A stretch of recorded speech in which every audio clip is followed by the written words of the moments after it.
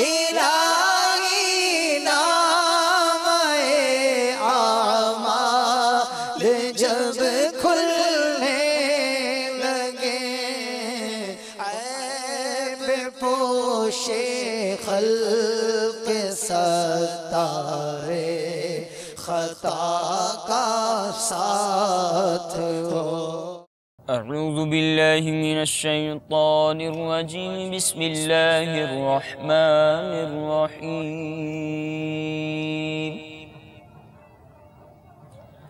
یا ایہا الانسان ما غرک بربک الکریم الذی خلقک فسواک فعدلک فی ای صورت ما شاء رکبک کلا بل تکذبون بالدین وَإِنَّ عَلَيْكُمْ لَحَافِظِينَ كِرَامًا كَاتِبِينَ يَعْلَمُونَ مَا تَفْعَلُونَ إِنَّ الْأَبْرَارَ لَفِي نَعِيمٍ وَإِنَّ الْفُجَّارَ لَفِي جَحِيمٍ يَصْلَوْنَهَا يَوْمَ الدِّينِ وَمَا هُمْ عَنْهَا بِغَائِبِينَ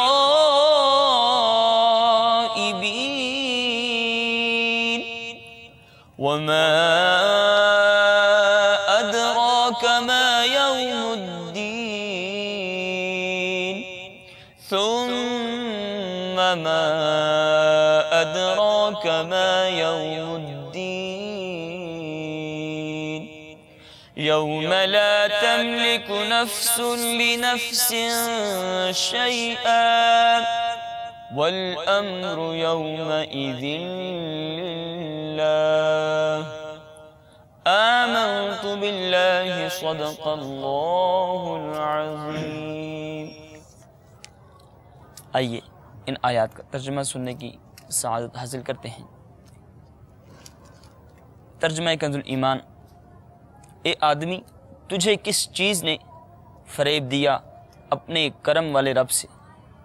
جس نے تجھے پیدا کیا، پھر ٹھیک بنایا، پھر ہموار فرمایا، جس صورت میں چاہا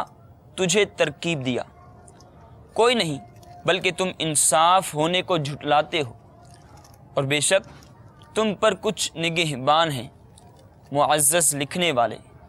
کہ جانتے ہیں جو کچھ تم کرو۔ بے شک نیکوکار ضرور چین میں ہیں، اور بے شک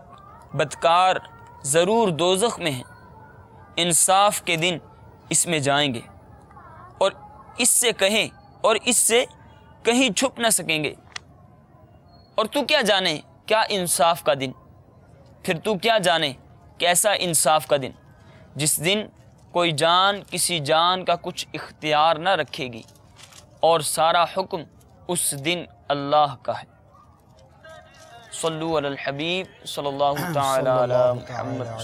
صلی اللہ تعالی علیہ وسلم۔ بڑے موضوع سے متعلق آپ نے تلاوت کی، اور جیسا کہ آج کا ہمارا موضوع بھی یہی ہے کہ اچھے عمل پر اللہ تبارک و تعالی جزا عطا فرماتا ہے، اور برے عمل پر، گناہ پر عذاب کا استحقاق ہوا کرتا ہے۔ اور اللہ تبارک و تعالی نے ان آیات کے اندر اس بات کو کتنے پیارے انداز کے اندر بیان کیا ہے، اور ہمارے لیے اس میں بہت کچھ سیکھنے کا ہے کہ جو شخص اس دنیا کے اندر اچھے اعمال کرے گا، کل بروز قیامت اللہ تبارک و تعالی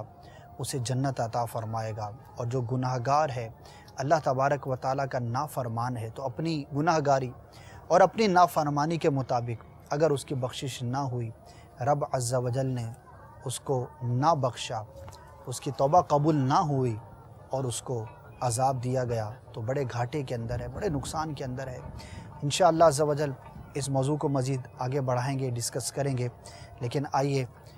پہلے ایک کلام کو شامل سلسلہ کیے دیتے ہیں. آئیے ایک کلام سنتے ہیں. انشاءاللہ عز و جل سیدی اعلیٰ حضرت علیہ رحمہ کا بہت ہی پیارا کلام موضوع کے حوالے سے ہے. اللہ رب العالمین ہم سب کو اپنی اعمال کے بارے میں غور و فکر کرنے کی توفیق عطا فرمائے. بہت ہی پیارا کلام سیدی اعلیٰ حضرت نے اسی غور و فکر کے حوالے سے تحریر فرمایا. آئیے آنکھیں بند کر کے ہو سکے توجہ کے ساتھ ادب کے ساتھ اس کلام کو سنیے. صلی اللہ علیہ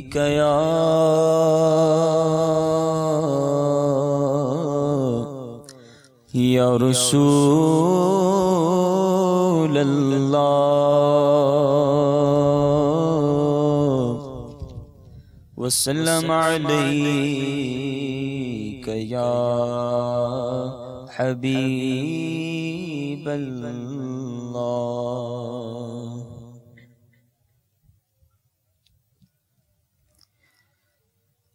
راہ پر خار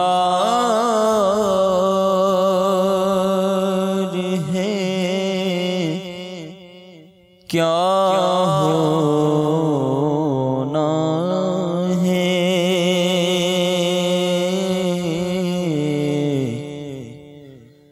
راہ پر خار ہے کیا ہونا ہے پاؤں افگار ہے کیا ہونا ہے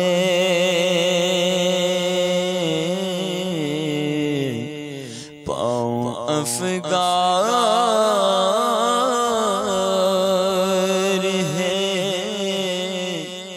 کیا ہونا ہے چھپ کے لوگوں سے کیے جس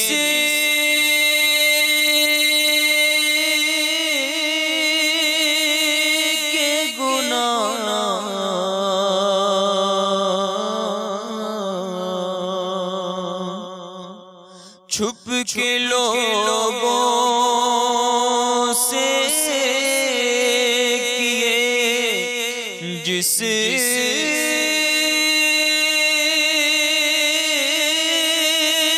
کے گناہ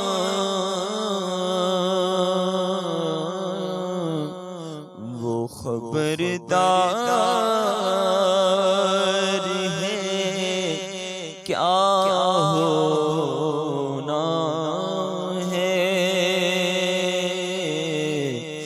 وہ خبردار ہے کیا ہونا ہے راہ پر خار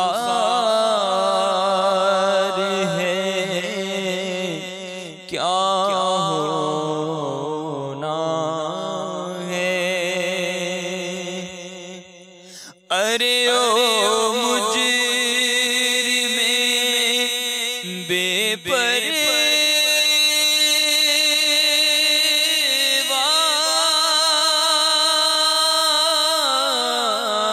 دیکھ ارے او مجرم بے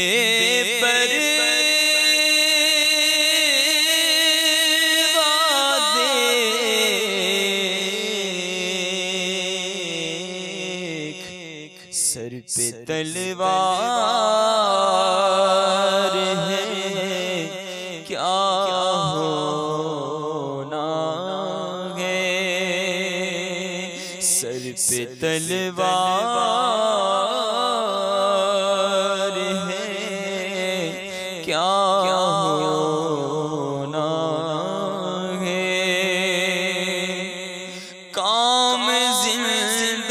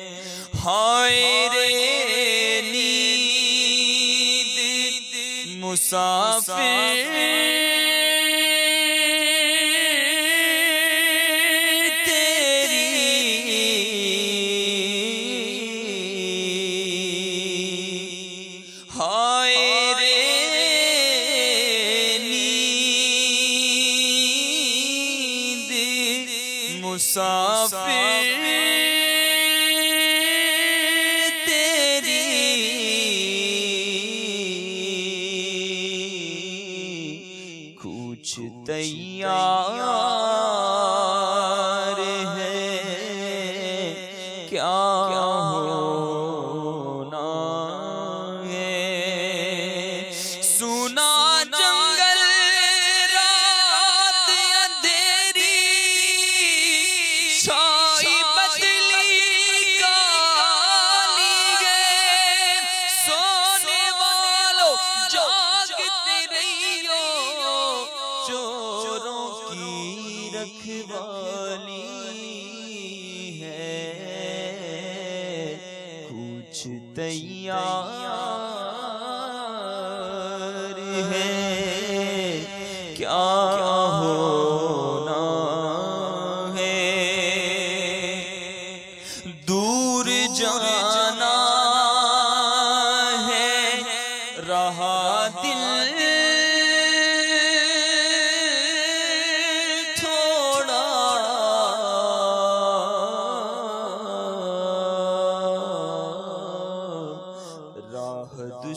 دشوار ہے کیا ہونا ہے راہ دشوار ہے کیا ہونا ہے کل تو پیارے انداز میں میرے پیارے اور میٹھے اسلامی بھائیوں ایک ایک شعر اس کلام کا گویا کہ ہمارے لیے باعث سبق ہے۔ مسافر سے تعبیر کیا گیا کہ اے مسافر تو سونے کو ترجیح دے رہا ہے جبکہ کوچ تیار ہے، سفر تیار ہے، دن بھی تھوڑا رہ گیا، گویا کہ زندگی کے ایام بہت کم رہ گئے۔ میرے پیارے اور میٹھے اسلامی بھائیوں یہ کہنے والے کون ہیں؟ وقت کے امام ہیں، امام اہل سنت ہیں، اعلیٰ حضرت ہیں، جن کی شان بہت ہی بلند اور بالا ہے، ان کی عاجزی ہے اور ہمارے لیے حقیقت ہے۔ اور اگر اس کو اس تصور کے ساتھ آپ اس کلام کو سنیں کہ چند ہی دن کے بعد ہمارا نام اعمال ایک مرتبہ پھر ہر سال کی طرح تبدیل کیا جائے گا، گویا کہ ایک سال کا رجسٹر ہے جو اب بدلنے کو ہے۔ سارا سال ہم نے جن بھی کاموں میں گزارا ہم بہتر جانتے ہیں، اب چند دن باقی ہیں۔ کہا جاتا ہے، انگلش کا مقولہ ہے all is well if end is well، اور روایت کے اندر بھی کہا گیا کہ اگر اختتام اچھا ہو تو بہت اچھا ہے، بہت بہتر ہے، اگرچہ اس کی مراد جو ہے وہ یہاں پر موت سے ہے کہ اگر کسی کے موت کے وقت اختتام جس کا اچھا ہوگا تو بہت اچھا ہوگا، لیکن ایک طرح کا اختتام، ایک طرح کے ایک چیپٹر کی کلوزنگ کہیے۔ ہر سال ہم اپنے کاروبار کی، اپنے کام کاج کی ہم چیک اینڈ بیلنس کی شیٹ بناتے ہیں، اور ایک مہینہ آتا ہے کہ جب ہم اپنے سارے سال کے اعمال کا جائزہ لیتے ہیں، نیتیں کرتے ہیں، کوششیں کرتے ہیں، پورے سال کے اندر جو بھی کمزور پہلو رہ گئے ہوتے ہیں ہمارے کام کے حوالے سے اس پر غور کرتے ہیں، آئندہ ان کمزوریوں پر قابو پانے کی کوشش کرتے ہیں تاکہ ہمارا کام اچھا ہو، کاروبار اچھا ہو، آئندہ سال ہمارا اور بہتر انداز پر گزرے۔ اے میرے پیارے اور میٹھے اسلامی بھائیوں، نام اعمال کی یہ تبدیلی کیا ہمیں اس بات کا درس نہیں دیتی کہ ہمیں بھی غور کرنا چاہیے؟ نہ جانے ہمارے صفحات میں کیسے کیسے گناہ درج کیے جا چکے، اب جو چند صفحات باقی ہیں اسی میں کوشش کر لیں، اسی میں ہمت کر لیں، اسی میں اپنے رب عز و جل کو راضی کرنے کے لیے کوشش کر لیں۔ اور کیا خوبصورت انداز میں امام اہل سنت اعلیٰ حضرت جو ہے وہ غافلوں کو جھنجھوڑ کر بیدار کرنے کی کوشش کر رہے ہیں، اور استعارات کے ساتھ تشبیہ دے کر ہمیں سمجھا رہے ہیں کہ دن تھوڑا رہ گیا ہے، مسافر سوتا نہیں ہے، غفلت کا شکار نہیں ہوتا، ورنہ اس کا سفر جو ہے وہ ادھورا رہ جاتا ہے، مقصد سے وہ دور رہ جاتا ہے۔ اے کاش کہ ان نصیحت کے مدنی پھولوں کو چننے کی ہمیں بھی سعادت مل جائے، اور جس طرح میرے اعلیٰ حضرت رحمۃ اللہ تعالی علیہ ہمیں سمجھانے کی کوشش فرما رہے ہیں، اے کاش کہ ہم سمجھنے میں کامیاب ہو سکیں۔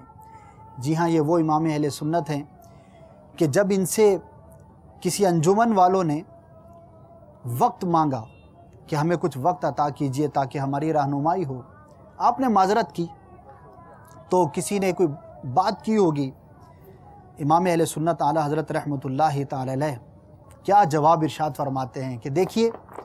میرا تو رات دن دین کی خدمت کے اندر مصروف ہے، اور میں نہ اپنا ذاتی کام کرتا ہوں، نہ میرا کوئی اس طرح کا کاروبار کی مصروفیت ہے، نہ کوئی اور کام ہے۔ اگر آپ کو یقین نہیں آتا تو میرے پاس آ جائیے، میرے ہاں کچھ دن قیام کر لیجئے، اور اگر میرا کوئی لمحہ، کوئی وقت، کوئی ساعت فارغ پائیں یا مجھے کسی اپنے ذاتی کام میں مصروف پائیں تو مجھے آپ اطلاع کر سکتے ہیں، مجھے شکایت کر سکتے ہیں۔ جی ہاں، یہ کون کہہ رہے ہیں؟ جو وقت کے امام ہیں، امام اہل سنت ہیں۔ اتنی مصروفیت دینی کاموں کے اندر کے چیلنج کر رہے ہوں۔ ظاہر ہے کہ ان کی زبان وہی کہتی تھی جو ان کے دل کے اندر ہوا کرتا تھا۔ یہ پریکٹیکل لوگ تھے، عملی طور پر زندگی گزارنے والے تھے۔ ہمیں غور کرنا ہے کہ ہماری زندگی کیسے گزر رہی ہے، اور ابھی جو نامہ اعمال کے جو چند صفحات، 12-13 صفحات جو باقی ہیں، ان صفحات میں ہم نے کیا درج کرنا ہے۔ نیت کیجئے، ہمت کیجئے، کوشش کیجئے، اور سنیے اعلیٰ حضرت ہمیں کیا فرماتے ہیں۔ گھر بھی جانا ہے، مسافر کے نہیں،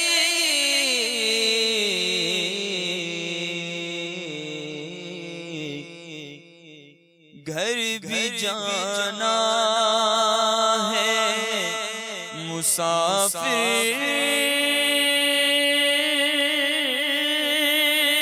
کے نہیں،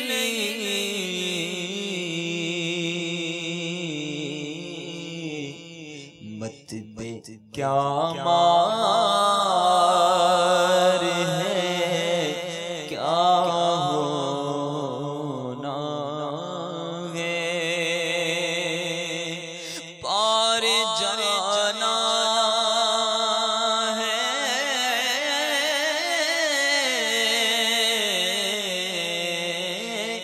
پار جانا ہے، یا رسول اللہ، پار جانا ہے، نہیں ملتی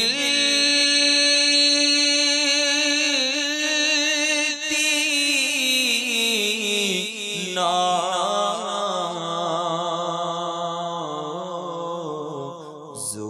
پر دھار ہے،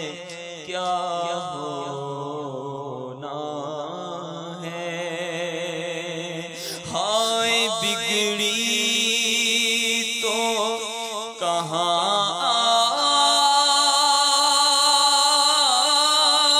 کرنا،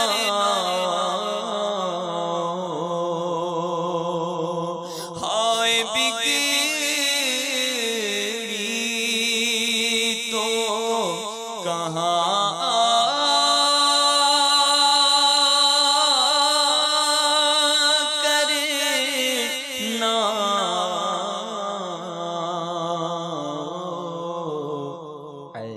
منجدار ہے، کیا ہونا ہے،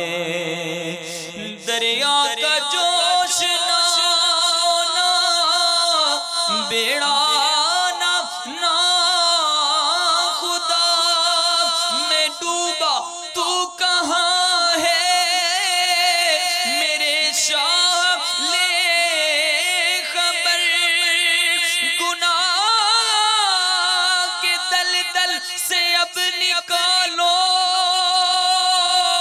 مجھے سنبھالو، مجھے بچا لو،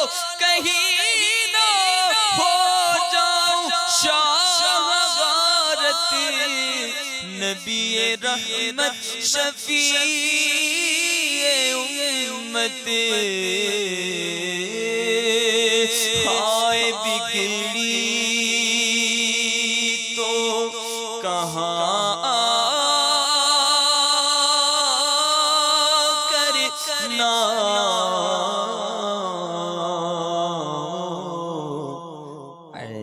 منجدار ہے کیا ہونا ہے اور کل تو دیدار کا دن ہے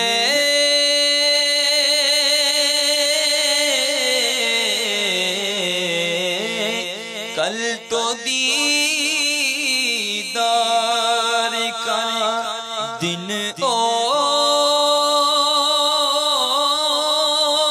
یہاں آنکھ بیکار ہے کیا ہونا ہے آنکھ بیکار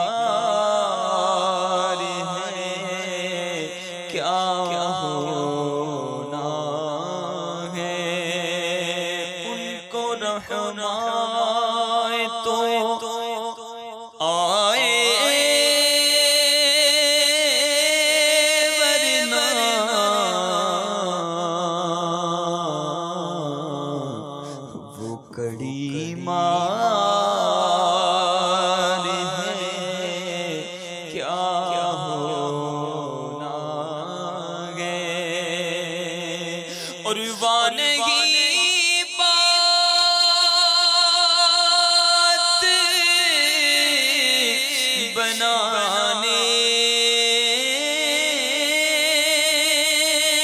مجال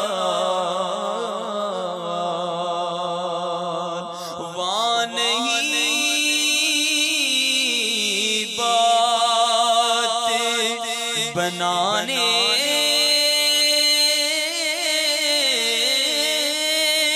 کی مجال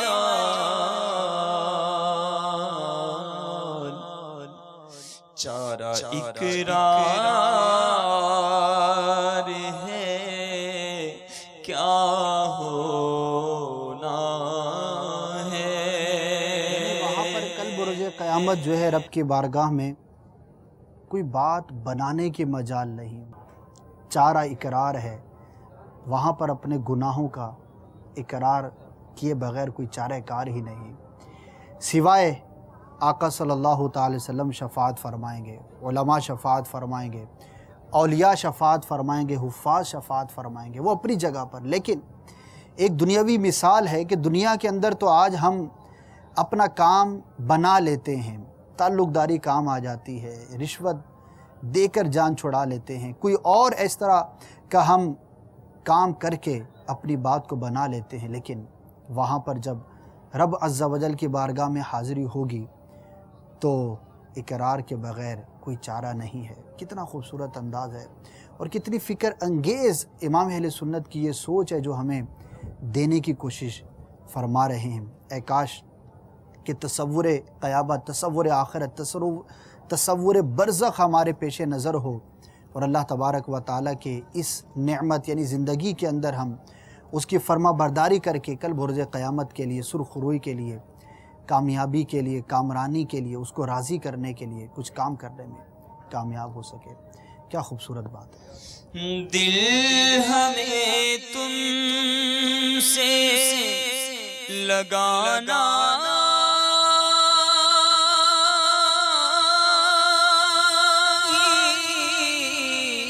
نہ تھا،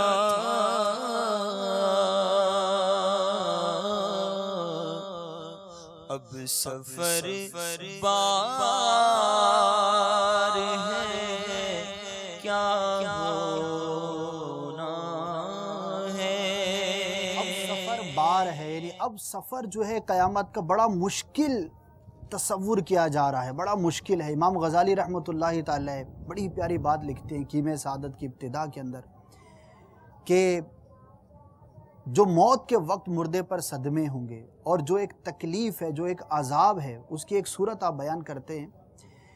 کہ دنیا کے اندر جس کا دل دنیا سے جتنا زیادہ لگا ہوگا تو مرتے وقت اس کو چھوڑنا اس کے لیے اتنا ہی زیادہ دشوار ہوگا۔ تو آپ فرماتے ہیں کہ یہ جو دنیا کو چھوڑتے وقت جس کو جتنی محبت ہوگی مال سے، دولت سے، اپنی کسی بھی دنیاوی شے سے، اس کے لیے اس کو چھوڑنا گویا کہ ایک عذاب کی صورت ہوگی۔ اور امام اہل سنت اسی بات کی طرف اشارہ فرما رہے ہیں کہ بالآخر جانا تو ہے، سفر تو کرنا ہے، موت تو آنی ہے، لیکن اگر دل لگایا ہوگا تو سفر بار ہوگا، مشکل ہوگا، اور اگر اس دنیا سے دل نہیں لگایا ہوگا، پیارے آقا صلی اللہ تعالی علیہ وسلم سے دل لگایا ہوگا، آقا سے محبت کی ہوگی، اب دنیا سے محبت نہیں کی ہوگی تو پھر یہ سفر جو ہے وہ بار نہیں بلکہ اس کا تو انتظار ہوا کرتا ہے۔ تو اعلیٰ حضرت اسی بات کی طرف اشارہ فرما رہے ہیں۔ دل ہمیں تم سے لگانا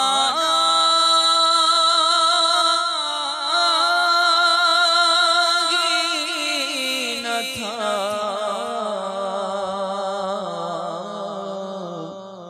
اب سفر بار ہے، کیا ہونا ہے، نظر میں دھیان نہ بٹے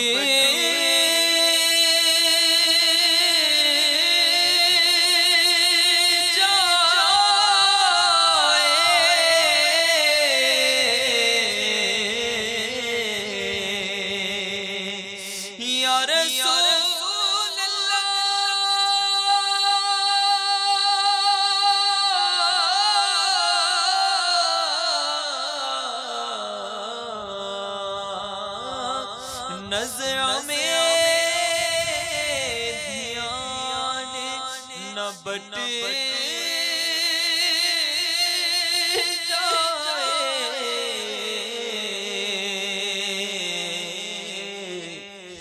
یہ عبث پیار ہے، کیا ہونا ہے، یہ عبث پیار ہے، کیا ہونا ہے، کیوں رضا، کیوں رضا اڑتے ہو ہنستے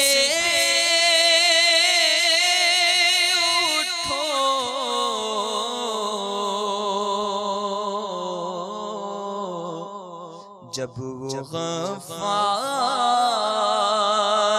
ہے، کیا ہونا ہے، ہاں جب وہ غفار ہے، کیا ہونا ہے۔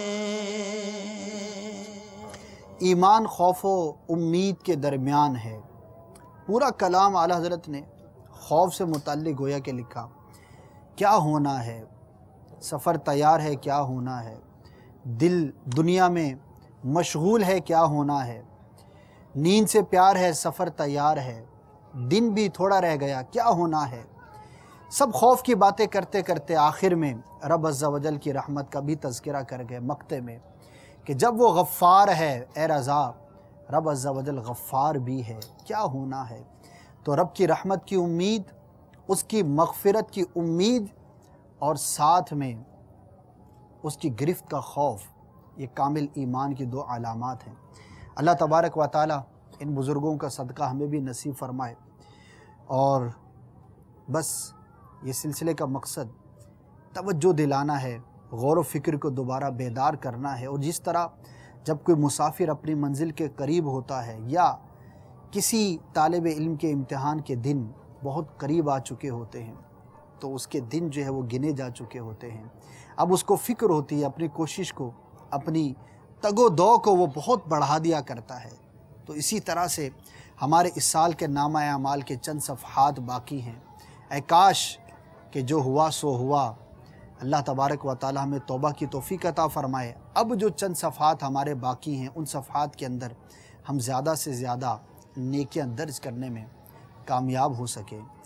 انشاءاللہ عز و جل مزید گفتگو اس موضوع پہ جاری رہے گی۔ میں نے عرض کی تھی ابتدا کے اندر کہ امام اہل سنت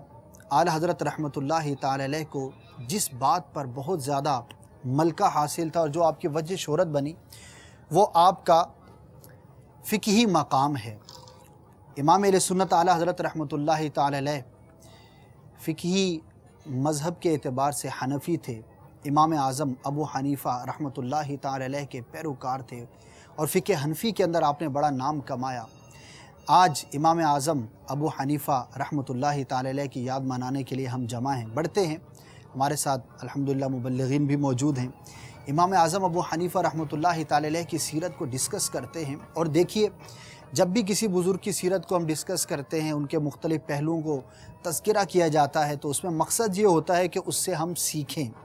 اپنی نیتوں کو درست کریں، اپنے اعمال کا جائزہ لیں۔ یہ وہ پریکٹیکل لوگ تھے کہ جو کر گئے، کامیاب ہو گئے۔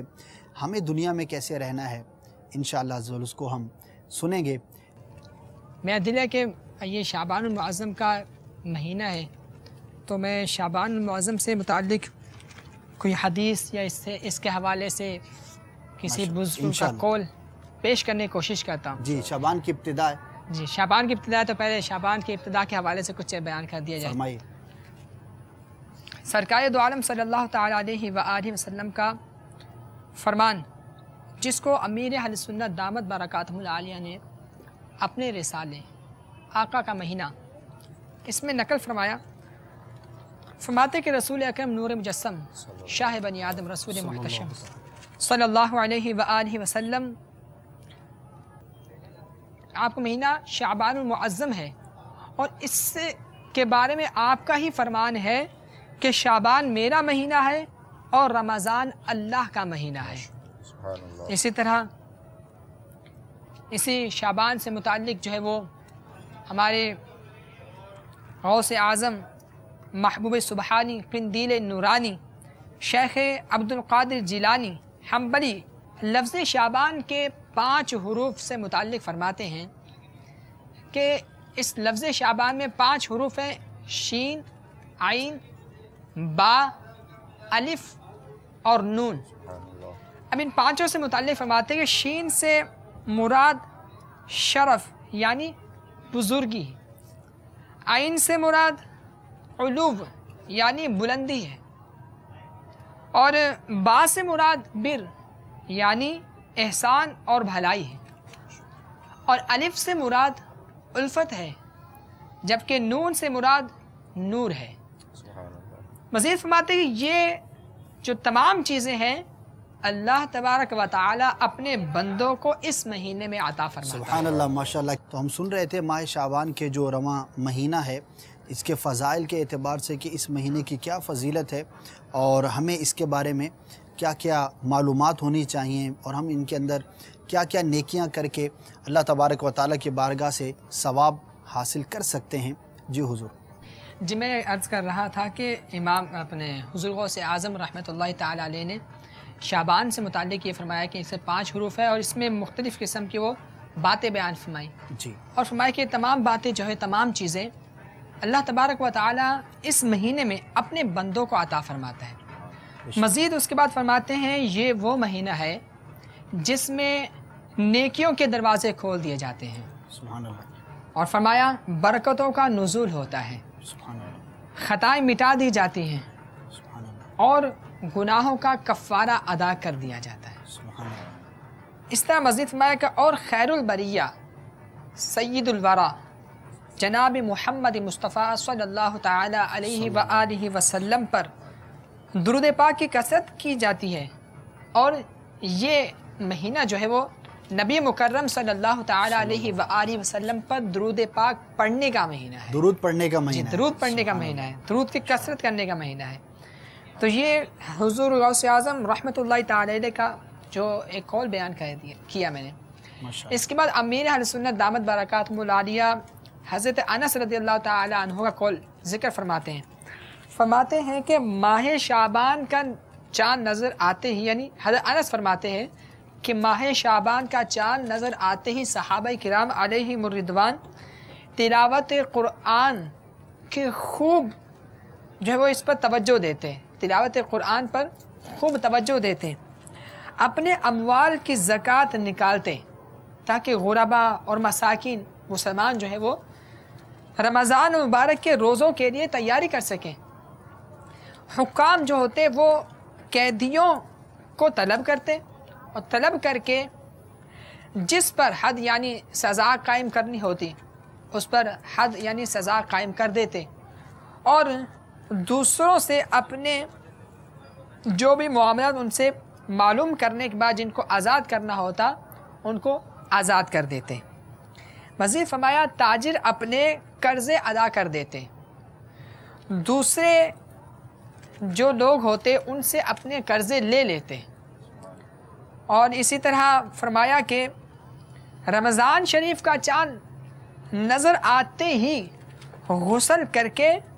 اعتکاف میں بیٹھ جاتے ہیں۔ گویا کہ رمضان سے پہلے ہی رمضان کی تیاری ہوا کرتی، مکمل تیاری کر لیتے اور اپنے دنیاوی جتنے بھی لین دین کے معاملات سے اس سے اپنے آپ کو فارغ کر لیتے اور رمضان کی ابتدا ہی میں اعتکاف میں بیٹھ جاتے۔ اور ماشاءاللہ دعوت اسلامی کے مدنی ماحول میں بھی دیکھا ہے فی زمانہ ایک بڑی ایک انہونی سی بات تھی کہ لوگ جو ہے پورے رمضان کے اعتکاف کے بارے میں شاید سنا ہی نہیں تھا، لیکن اب ماشاءاللہ دنیا بھر میں ہزاروں عاشقان رسول جو ہے وہ 30 دن کا اعتکاف بھی کرتے ہیں۔ تو یہ گویا کہ صحابہ کرام کی ماشاءاللہ یہ عادت کریمہ تھی جو آپ نے بیان فرمائی۔ تو ناظرین بھی نیت کریں کہ انشاءاللہ عز و جل ہم بھی اپنے آپ کو اسی طرح سے تیار کریں گے، اور جو بھی ہمارے دنیاوی معاملات ہیں اس سے جلد از جلد جو ہے وہ چھٹکارا پا کر ماہ رمضان کا استقبال کریں گے۔ حضور ایک بات اور عرض کروں گا کہ دیکھیں صحابہ کرام علیہم الرضوان رمضان مبارک کے آنے سے پہلے ہی اپنے تمام معاملات سے فراغت حاصل کر لیتے تھے، اور اپنے مسلمان بھائیوں کے لیے جو مساکین ہوتے غریب ہوتے ان کے لیے زکوٰۃ نکالتے، اموال دیتے ان کو،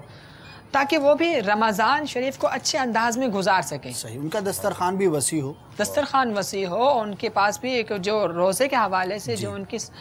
جو ریکوائرمنٹ جو ہوتی ہیں ان کو مطلب وہ پورا کر سکیں۔ لیکن اب یہ دیکھا جا رہا ہے کہ رمضان المبارک آنے سے پہلے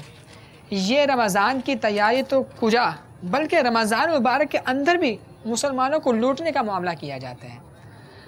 ویسے اس بارے میں آپ کیا فرماتے ہیں کہ مسلمانوں کو کیا اس طرح کرنا چاہیے کہ ہم رمضان ہو یا شعبان ہو، پورا ہی سال جو آپ نے لفظ استعمال کیا مسلمانوں کو لوٹنا، تو یہ تو سارا سال ہی منع ہے، اور بالخصوص جو ہے ماہ رمضان المبارک کے حوالے سے کہ جہاں پر اللہ تبارک و تعالی نیکیوں کا اجر بڑھا دیتا ہے، مسلمان اگر ایک عمل کرتا ہے تو اس کو کئی گنا ثواب دیا جاتا ہے۔ صحابہ کرام کے بارے میں ہم نے سنا کہ اتنے پیارے انداز پر تیاری کیا کرتے تھے، تو اللہ تبارک و تعالی کی بارگاہ سے مزید اور زیادہ سے زیادہ اجر و ثواب حاصل کرنے کے لیے تو ہمیں چاہیے کہ مزید نیکیاں کریں، نہ کہ یہ کہ مسلمانوں کو تکلیف میں مبتلا کریں یا نفع کی شرح بڑھا کر ان کو آزمائش میں ڈالیں۔ ایسا ذہن نہیں ہونا چاہیے، اور اللہ تبارک و تعالی جسے نصیب کرے، سارے لوگ ایسے نہیں ہوتے۔ ماشاءاللہ آج بھی کئی لوگ جو ہے وہ الحمدللہ ماہ رمضان المبارک کے اندر جو ہے وہ کوشش کرتے ہیں اور اس کی تیاری کی جو ہے وہ سعی کرتے ہیں۔ تو ہمیں یہ دیکھنا ہے آج ہم جو سلسلے میں حاضر ہیں کہ ابھی جو ہمارے پاس بقایا دن موجود ہیں اس میں ہم کیا کر سکتے ہیں، اور ہمیں زیادہ سے زیادہ کیا کوشش کرنی چاہیے۔ امام اعظم ابو حنیفہ رحمۃ اللہ تعالی علیہ کی بات چلی تھی، آپ وہ عظیم الشان اور بلند رتبہ امام ہیں کہ آپ رحمۃ اللہ تعالی علیہ کو اللہ تبارک و تعالی نے علم دین کا ایک شاہکار بنایا۔ آپ رحمۃ اللہ تعالی علیہ جو فقہ کے بہت سارے ائمہ کرام گزرے، ایک بات عرض کرتا چلوں کہ فقہ کے جو امام ہیں وہ بہت سارے گزرے، لیکن ان میں جن کی فقہ بہت زیادہ مشہور ہوئی اور قبولیت عامہ حاصل ہوئی، دنیا کے اندر مسلمانوں نے ایک بڑی تعداد کے اندر جن کی پیروی کرنے کو اختیار کیا، وہ مشہور فی زمانہ 4 جو ہے وہ فقہا ہیں، اور ان کے 4 مذاہب فقہ جو ہیں وہ معروف ہیں۔ امام شافعی رحمۃ اللہ تعالی علیہ،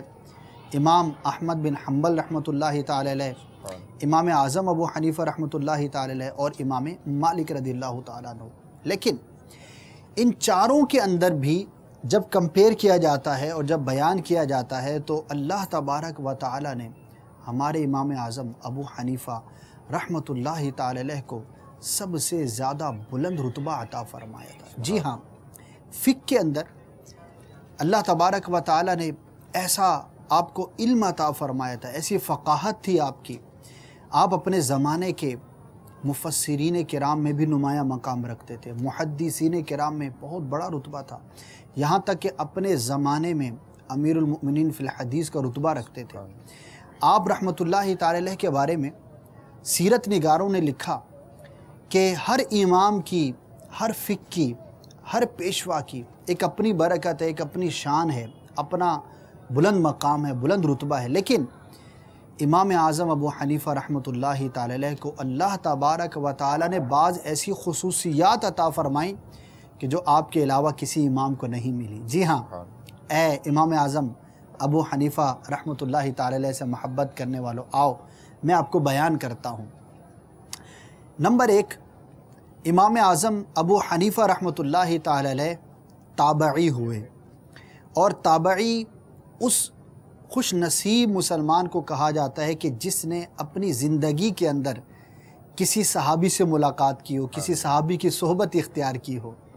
امام اعظم ابو حنیفہ رحمۃ اللہ تعالی علیہ تابعی ہوئے کیونکہ آپ کی پیدائش 70 سنہ ہجری میں ہے، اور جو آخری صحابی دنیا سے تشریف لے کر گئے، وصال مبارک ہوا، وہ تقریباً 110 سنہ ہجری میں ہوا، تو آپ کو ایک کافی عرصہ صحابہ کرام علیہم رضوان کے ساتھ گزارنے کو ملا، یہ آپ کی خصوصیت۔ نمبر 2، امام اعظم ابو حنیفہ رحمۃ اللہ تعالی علیہ وہ خوش نصیب اور بلند رتبہ اور بلند شان امام ہیں کہ براہ راست صحابہ کرام سے روایتیں اور حدیثیں نقل کرنے والے ہیں۔ جی ہاں، بلا واسطہ آپ رحمۃ اللہ تعالی علیہ نے صحابہ کرام علیہم رضوان سے کئی روایتوں کو نقل فرمایا۔ آگے بڑھیے، امام اعظم ابو حنیفہ رحمۃ اللہ تعالی علیہ کی شان کی کیا بات ہے۔ آپ کے بارے میں لکھا ہے علماء نے کہ آپ رحمۃ اللہ تعالی علیہ وہ خوش نصیب امام ہیں کہ جو کسی کے ہدایہ پر نہیں، حکام کی تنخواہوں پر نہیں، بلکہ اپنے کسب سے گزارا کیا کرتے تھے۔ آپ تاجر تھے، بڑا اچھا آپ کا کاروبار تھا، اور اللہ تبارک و تعالی نے مال کے ساتھ آپ کو سخاوت سے بھی نوازا تھا۔ جی ہاں، آپ کی خصوصیات میں یہ بات ہے کہ ایک تو آپ اپنا خرچ خود اٹھایا کرتے تھے، نہ صرف اپنا بلکہ اپنے کئی شاگردوں کا خرچ بھی امام اعظم ابو حنیفہ رحمۃ اللہ تعالی علیہ نے اپنے ذمے پر لیا ہوا تھا۔ ایک اور آپ کی بڑی پیاری خصوصیت ہے، دیکھیے پیر کی پہچان مریدوں سے بھی ہو جاتی ہے۔ اگر مرید اچھا ہو تو کہا جاتا ہے جب مرید ایسا ہے تو پیر کیسا ہوگا۔ کیا بات ہے، استاد کی پہچان اس کے شاگرد سے ہوتی ہے، وہ کسی بھی فن کا استاد ہو، دینی استاد ہو یا عام جو دنیاوی فنون ہوتے ہیں اس میں بھی استادی شاگردی ہوتی ہے۔ یار آپ نے کس سے پڑھا ہے، کس سے سیکھا ہے، اس فن میں آپ کا استاد کون ہے؟ جی ہاں، بیان کیا جاتا ہے امام اعظم ابو حنیفہ رحمۃ اللہ تعالی علیہ وہ امام ہیں، اور یہ آپ کی خصوصیت ہے کہ آپ کو اللہ تبارک و تعالی نے جلیل القدر بڑے بڑے ائمہ شاگردی میں عطا فرمائے تھے۔ امام ابو یوسف، امام محمد، امام ظفر اور بڑے بڑے ائمہ کرام کے جو اپنی جگہ پر ایک بہت بڑا مقام رکھتے ہیں، آپ کے شاگرد ہوئے۔ جی ہاں، میرے امام کی کیا شان ہے، کیا بات ہے، کیا رتبہ ہے، پتہ ہے آپ کو امام اعظم ابو حنیفہ رحمۃ اللہ تعالی علیہ نے کتنے لوگوں سے علم حاصل کیا؟ آپ کے اساتذہ کی تعداد 4000 بیان کی جاتی ہے، اور وہ اس طرح نہیں ہوتا تھا جس طرح آج ہمارا علم حاصل کرنے کا انداز ہے۔ 4000، آپ چونکہ تابعی تھے تو زمانہ تابعین میں جو اکابر تابعین ہوں گے، جو بڑے بزرگ ہوں گے، آپ نے یقیناً انہی سے علم حاصل کیا ہوگا۔ تو آپ رحمۃ اللہ تعالی علیہ کی اساتذہ کی تعداد 4000 کو پہنچی، اور یہ آپ کی خصوصیت ہے کہ اتنی بڑی تعداد کے اندر کسی اور امام کے استاد نہ ہوئے۔ جی ہاں، میرے آقا امام اعظم ابو حنیفہ رحمۃ اللہ تعالی علیہ کی ایک اور خصوصیت یہ بھی بیان کی جاتی ہے، آپ وہ سب سے پہلے امام ہیں کہ جنہوں نے اجتہاد فرمایا اور اللہ تبارک و تعالی نے آپ کو خطا سے محفوظ فرمایا۔ اور امام اعظم ابو حنیفہ رحمۃ اللہ تعالی علیہ قرآن و حدیث کی روشنی میں مسائل کو بیان کیا کرتے تھے، اور کیوں نہ کریں، اور میرے امام اعظم ابو حنیفہ رحمۃ اللہ تعالی علیہ کی شان اتنی بلند کیوں نہ ہو۔ ایک روایت ہے کہ اگر علم ثریا ستارے کے پاس بھی ہوتا تو فارس کا ایک شخص اسے حاصل کر لیتا۔ اس روایت کی تفصیل کے اندر محدثین کرام نے بیان فرمایا کہ اس روایت کے اندر جس شخص کا تذکرہ کیا گیا ہے اس سے مراد امام اعظم ابو حنیفہ رحمۃ اللہ تعالی علیہ۔ جی ہاں، یہ ہے میرے امام اعظم ابو حنیفہ رحمۃ اللہ تعالی کی شان۔ انشاءاللہ ان کے جدول پر بات کریں گے، آپ کی زندگی کیسے تھی، آپ کے شب و روز کیسے تھے، لیکن کچھ امام اعظم ابو حنیفہ رحمۃ اللہ تعالی علیہ کی مناجات کے بارے میں سنتے ہیں۔ دیکھیے، آج ہم بھی کوئی عمل کرتے ہیں، اس کے بعد ہمارا انداز کیا ہوتا ہے، مطمئن ہو جاتے ہیں، بہت نیکیاں کر لیں، میں تو بہت نیک آدمی ہوں، میں نے یہ کر لیا، میں نے وہ کر لیا، میں نے اتنا علم حاصل کر لیا۔ لیکن دیکھیے، یہ اللہ تبارک و تعالیٰ کے حقیقی بندے، اس کا خوف رکھنے والے، ان کا اور اپنے رب عز و جل کے ساتھ ان کا تعلق کیسا تھا۔ آئیے سنتے ہیں کہ امام اعظم ابو حنیفہ رحمۃ اللہ تعالی علیہ کا اپنے رب عز و جل کی بارگاہ میں مناجات کا اور خوف کا جو ہے وہ کیا عالم تھا۔ جی حضور، اس حوالے سے کچھ ہمارے مدنی چینل کے ناظرین کو بیان فرمائیں۔